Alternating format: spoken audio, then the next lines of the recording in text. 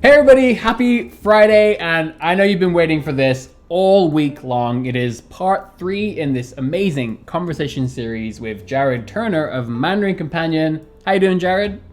I am doing well. Pleasure to be here with you on this wonderful day, Robin. Awesome. So, for those of you who are here for the first time, first of all, highly recommend you go and check out the first 2 parts of this conversation, where we're basically talking about everything you need to know about extensive reading. So, we've covered Jared's own personal story and how reading actually massively boosted his spoken Chinese. We've then talked about sort of a definition of extensive reading, which we got into a whole bunch of cool stuff. That was a really great conversation, I thought. But today we're going to talk about, cool, so we know what it is. How do you actually get started with extensive reading? And also, how do you make progress tangible, right? Because I think a lot of times, especially with things like reading, it can be quite imperceptible. And you can definitely be prone to thinking like, I just read a book, I haven't even improved. It's hard to know. So let's jump in, Jared. First of all, how do you get started? Okay, getting started with extensive reading. The first thing to, I think, really address is that extensive reading, it's not typically for like absolute beginners. Right. It is something that, you need to have a little language under your belt. Mm-hmm. And whatever your target language is, you need to look out and see what is even available for graded readers in your target language. Because some languages just may not have any, period, or they may not be done well or leveled well. Yeah, and I'm glad you brought that up So because I did want to address that because one thing about my channel is that the audience is pretty vast in terms of the range of languages people are learning, and that is I often feel bad that that's not taken into account when we discuss topics like this. So I'm glad you brought that up. yeah, and so that's if you don't have anything in your target language, there are still some things to do, and I think we can talk about that later. But the first is to kind of get an idea of even what's out there. Some courses may have things leading up to it, but reading it is as we've been talking all about on this little series here, is that it's one of the best ways to boost your proficiency in the language and reading at a high level of comprehension. So you want to be able to be targeting and working towards reading at that high level of comprehension. So that's why it's just not necessarily right for beginners. But once you get enough words, enough language under your belt that you can start approaching a graded reader to read at a good level of comprehension. I would say, a lot of the experts in extensive reading will have kind of a 5-finger rule. And the idea is that if there's 2 or 3 unknown words on a page, you're probably good to go. If you start getting 4 to 5, you may want to think about putting it down and trying to get an easier book. So that's kind of a general rule of hand, thumb, whatever. But you can you're going to have to make that judgment call. Some of us may be reading at the reading pain level at the beginning, but you want to make sure that it's something you can progress through. Right. So anyway, that's the first thing. You got to get the right materials. These materials, the best ones are actually scientifically leveled. They're going to be based off of they're going to have a corpus of words that are a core set of words that are based off of like this corpus analysis that's has a review of the language, all this stuff. But we won't get into those linguistic terms per se. Right. But the main thing is it needs to be controlled language that is relevant and easy for the learner. Right. And I suppose ideally natural, right? Because that's one thing that Yeah. is quite important is that, and I think the best graded readers are the ones that, well, one of the elements for me is that even at a beginner level, they can still manage to use language that is natural for perhaps adults, right? Which is one of the things about, I'm sure you're going to get into this, but one of the things about reading children's books, for example, in place of graded materials, is that very often children's books, they may use language that is not actually natural for an adult speaker of that language, right? And so I think that's absolutely right. So in fact, I actively discourage people from getting kids' books to read from because, okay, there's a few reasons behind this. Specifically is that, number one, usually the kids don't read these books. Right. It's parents or adults reading the book to a child. Right. All right. And then the second thing is that the child already can speak the language. Right. and they're getting lots of input every day. Yeah. Now, I mean, we've got a toddler book, okay, like for baby stuff. That's a little different. But the point is that, the kids that are being read to have already can understand the language. They're already conversational, at whatever level. They're probably more conversational than you are. And then three is that they're using words that like learners just won't use. So like I'm thinking like fishing pole. You could be going and like having a word like scoot or squish, or he hopped off into the these are words that maybe their kids use, but like as an adult you probably aren't going to be using these types of words unless you're working. Well, like half the characters are like monsters or mythical characters, and it's like if you want to follow the story, you just have to remember all these mythical character names. Yeah, exactly. So the point is that you're learning stuff in your head that's not going to be very relevant to your life and not be relevant. You may never use it, right? And we know, especially at a low level, a beginner level, elementary, even intermediate, you need to be learning stuff that's going to be things that you're going to use, that you can, that's going to be practical to your life and that you can employ right away or be hearing on a regular basis. So, and then the fourth thing about that is just that the kids' books, they're not good for you because they're not written for you. They're not written for second language learners, and they're just a lot. So the bottom line is they're a lot harder than you think they're going to be, and there's not going to be very relevant to you. Right. And so you will do much better if you try to go out and find graded readers, which are written for second language learners, or we call that L2 learners, second language, L2 learners, and because they're going to be they're written way better for you. So focus on that stuff. Don't get kids' books. I say just don't do it. So stop, just to recap so far, so step one is kind of like you got to get some language knowledge, right? And then step two is perhaps finding appropriate materials. And that might be a bit of a circular thing because you may think, cool, I'm ready. You find your beginner graded reader. And then we have that 5-finger rule that Jared gave us, where once you find that first beginner piece of material, or maybe it's intermediate, depends on where you're starting from. But if you find that, it's a bit too difficult, then you may find that you want to go back and learn some more language first, or maybe you want to go and find a slightly easier piece of material. Okay, so what do you do after that? So, okay, we've got the language, we've found our materials. What's next? Okay, now that you've found your materials, I mean, the next thing is like start reading. Okay. Just start reading. Mm-hmm. And one thing I will say is that there are some best practices in reading, and a few things to focus on. Okay. One easy measure is your reading speed. All right. Right. And so we're talking about progress here. Okay. Yep. You track your reading speed. When you start reading, I don't care how, like, I seriously, I've known some guys who, have been learning Chinese and can speak Chinese pretty decently, but, they hadn't really focused a lot on reading, even though they knew like lots of Chinese characters. Mm-hmm. And like reading their first graded reader, even if it was very simple for them, like they read very slow, slow and painful. Okay. Because their speed of recognition wasn't that good. And, but you increase over time.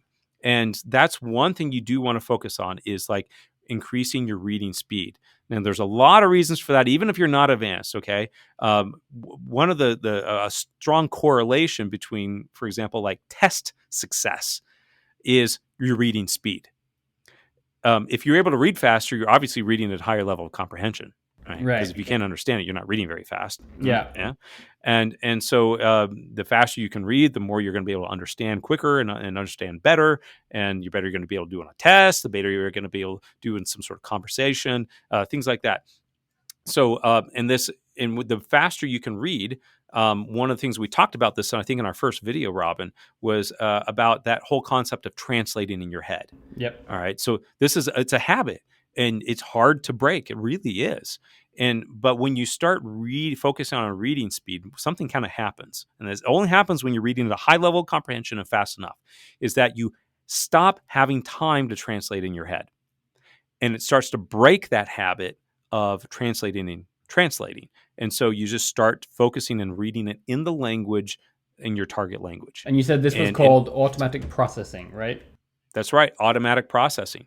And this is why extensive reading, the research has been shown, it's proven to improve your listening, you're speaking, and you're writing. If all you're doing is reading, it's going to improve those. Your oral, you're going to improve. I mean, people think like that's crazy. It's going to. No, it does. I mean, there's mountains of research behind this. Research papers and studies have shown that this does happen. It will happen. That if all you did was read at an extensive level, you will improve your listening and speaking because the language is making sense in your brain when you're reading. You're just kind of, you're just starting to understand it. So it's one of those things when someone's saying something, you're like, oh, yeah, I just can kind of understand it if it's comprehensible, obviously. And then you're just like, maybe I know what to say now because it just kind of, you understand it and just everything starts to click in your head. It's a really great feeling. So then do you think we could, I would say step 3. So like, again, you've got your language, you found your materials. I would say step 3, measure your reading speed, right? Get a baseline. Well, yeah. So I think so. Some of the measures, I got stuck on reading speed here, but there are other things too. One is the amount of characters read. So the amount of words. So I say characters because I'm talking about Chinese usually, but the amount of words read. Right. There is one researcher from Korea that he found. His research suggests. Okay, I would say suggests because it's a little different for everyone. But for English learners, reading 1 million words in a year was equivalent to studying abroad for a year. Wow. And this is what he found is that the kids that were doing extensive reading, and I was reading about 30 minutes a day, they were scoring the same on TOEFL as students who had studied abroad for a year. So that's a big deal. So so is that like a good way of measuring? Yeah. So let's quickly talk about how do you measure your reading speed? Is it cool? I'm going to time for a minute and I'm going to see, how many pages I can read. Whether it's 1 page, half a page, 2 pages, and mark where I stop, and then basically just count the words. Is that a good strategy? That's one way. Usually what we want to do is you want to time yourself maybe 2-3 minutes. Okay. So you kind of spread that out because you come to sometimes some things you don't quite understand and that could mess up your minute. That's a great point. Yeah. So set a timer for 3 minutes and see what you can read, and you can go down and manually count every character or word. But you could also maybe count like 4 or 5 lines. And say you count the words in 5 lines and then divide it by 5. So you just get an average and you can kind of count the number of lines you read. So, I mean, there's some little ways like that. You don't have to be totally exact. And, but it gives you a good idea of what you're doing and how your speed's improving. So that's the thing about it. So now we want to measure, right? So you're measuring some reading speed and amount of words read and you'll experience your own results. Behind that, it's just and there's things that you can't exactly measure, but there's things that you will experience. Sometimes you hit these breakthrough moments where just it clicks. One I like is that sometimes people experience is when the first time they laugh in Chinese. You're reading something and like you start, that was hilarious, or oh my gosh, I just laughed in Chinese, or I've had people cry, a story, it's touching. And it touched their heart, and just like, I agree. I'm crying in Chinese, so things like that. And I say Chinese once again, but we talked in an early video when Jared asked me for a little bit of reaction on what was it like to finish my first book. I recently finished my first Chinese graded reader, and I described that, right? How once you realize that I just had an emotional reaction and I have an emotional connection to the characters in the story, when you feel sad that the book is over. That tells you something. If you're sad that the story is finished, that sometimes you don't realize that you're having an emotional attachment to the content, and that's a great sort of way to gauge that. And I do want to bring up all my viewers will know I love these. I call them tracking sheets. So I'll put it here on the camera. This is essentially one way that I quantify the activities that I plan to do in a language, and so I have on here anything from textbooks or courses. I always have a graded reader section. I have, podcasts I might do, YouTube series, even full-length novels. And the reason why I like this is that what I do is every box, it's a gridded piece of paper, and every box I put a number. So if it's a graded reader, one box is chapter 1, chapter 2, 3, 4, 5. If it's a really hard piece of content and I've chosen a 10-minute chunk or whatever, then I'll break it down even further. The point is that having this visual representation of the things I want to do and being able to color in boxes as I go through, it's amazing how effective it is at making progress tangible. Because any moment where you're like, I'm not really sure if I'm making any progress. Well, you are. You can look at the piece of paper. You can take pictures every week and see it. So I think that when we talk about other things, like I've recently been doing, it's kind of random, but a lot of mobility training. So I've been doing middle splits training for like 4 months now. And I've also recently started doing front split training and all these different, flexibility programs. And they always tell you, you should absolutely take a photograph when you start. It's a given because they're like, that's what's going to keep you motivated, is that after 3 weeks or 3 months, you can take a second photograph and you'll be able to see like, oh, I have made progress, right? But with language learning, we often don't think about that, right? And so I think it's really, really important. If anything, it's more important because with language learning, it's so abstract. You physically cannot see your own ability in the same way that I can see my own middle split, right? So I think this is a fantastic takeaway, is that, first thing you should do, measure your reading speed, write it down, right? Because that's going to be your sort of guiding star of like, oh, I have made progress. That's right. And, the reading speed, it'll fluctuate, depending on what you're reading. Right. And that's okay. That's totally okay for, if you're doing graded readers, you want to be moving up the ladder. And that's also a good indicator, Robin, of, when someone is ready to move to a next level. It's like, if you're reading like comfortably, fluidly, you're not stopping at all, you're going through, and I'm like zoom through that. Yeah, hey, go ahead and move up to another level. You're probably going to be ready. Are there targets? That's also a bit of a variable too, because I also suggesting what is available in your target language. Okay, you maybe if you don't have like, say there's only like 8 books at a level, and you've gone through 6, and you're reading really fast, maybe you want to finish off those extra 2 books anyway, because there maybe not be a lot of higher level or that stuff on your way up. Are there targets? These are important things to do. Do you know, so are there official research-based targets where, okay, if you're reading at X amount of words a minute, then you're probably ready to move on, versus maybe it's too hard? Once again, a general rule of thumb that's put out by the Extensive Reading Foundation is that they try to put a target at a specific level in English is about 120 words a minute. That's what they'd like you to be at before you move up to another level. That's what a lot of teachers and will try to get their students targeting at before you trying to move to the next level. That's fantastic. But, so for Chinese, it might be actually a little. It could be it's still a good target regardless. Yeah. Excellent. And so, before we move on to our next conversation in the series, which is next Friday, is there anything else you want to talk about in terms of how to get started and sort of practice extensive reading as well as measuring your progress? So, Robin, there are just, when you get into extensive reading, one of the goals here is just start reading. Just get a lot of input. I mean, that's the point about extensive reading, is get massive amounts of input. Just a lot of reading. Hey, if you have audiobooks too, hey, this is another tip too. If there's audiobooks along with your graded readers, that's great. Some people like to listen and read at the same time. That can help make a lot of connections for people. But just get out there and read. Make a goal to like, hey, I'm going to read a chapter a day. Don't do one of these things where you're like, I'll read a chapter a week. I mean, you're just not getting enough input. Right. If you really want to see some progress, and you'll do well if you try to spread that out, right? So, I mean, you can sit down and read a book in a sitting. And this is also, I'd say, another thing you can try to do is that, when you're reading and you're learning a language, it can be taxing, right? To, work through a lot of that language at a time. So something else you can also try to say is like, how long can I sit and read? Yep. Right? At the beginning, you maybe spend like 5 minutes. My brain needs to be emptied.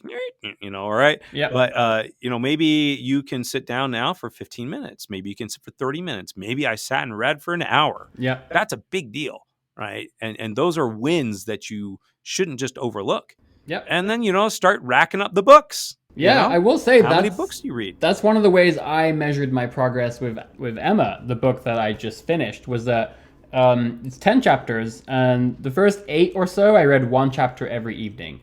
And then the last day, I read 2 full chapters in one sitting. Wow. And that was a small win, where I was like, I did it. I read 2 chapters, and the last chapter felt a bit longer than the rest. I'm not sure if it's true, maybe because I was just getting tired, but that's another great way to measure your progress. Might have to take a look myself, but yeah, I think the chapters are a different length. But regardless, yep, I'm looking through it. The last chapter's quite a bit longer. Yeah. So that was a great moment, and so I think that gives us two really good measuring sticks. Reading speed, and then the amount of reading you can comfortably do in a single session without becoming exhausted. But coming back to it is that I really think that, people who really get into extensive reading and really apply themselves to doing this is that you'll experience breakthrough moments. You'll have some leaps and bounds during different times where you'll just make, some big connections with the language. And, I love some of these case studies that have come out of Japan. And this is for English language learning. But I mean, I remember this one study, the school, they had some kids who got really into extensive reading. They went through all the graded readers, and within a year, like this kid, we're going from like beginning English, and within, I think it was about 14 or 15 minutes later, he was reading Harry Potter. And then he read through all the Harry Potter books. And then this kid, after 2 years, have just started. He won some like speech competition, in their province there in Japan. I mean, there's some crazy stuff that happens, but this is people who really get into it. Really start reading and applying themselves. You can make some serious gains in the language. Hopefully you have enough target materials. And the thing about the graded stuff is that, hey, maybe I want to start reading like we call authentic novels. Right. So these are like stuff that's written for native speakers. Got a whole shelf full of them here. There you go. That is the goal. That's where you want to be. Right. Right. Because once we get to that level, then, hey, we can start really expanding our repertoire and focusing in different target areas and things like that, and just enjoying the language on a whole new level. And there's always going to be a stretch period. There's going to be that stuff where you're at materials, graded readers, which are for L2 learners, and you're making that stretch to the stuff that's written for L1 learners, for native speakers, right? Yep. But it's a lot easier to make that stretch when you've got a broad base to build off of. Yeah, and that can be, the last thing I'll say is we're getting a little long here, but is that I like to do that. I like to periodically glance at a few pages of one of these. I got a book here. My whole bookshelf might fall down right now. No, it's still standing. This is the girl with a dragon tattoo in the original Swedish language. And this thing is not, it's not a small book. It's not for slouches. It's not. But the thing is, I have it. It's like this. That's my end goal. And once in a while, it's kind of fun to just crack open a page just to see, And then inevitably, it's going to terrify the living daylights out of me. But then I come back in a month, and maybe it's like a little bit less terrifying. And it's just a nice thing you can do just for fun, right? I think.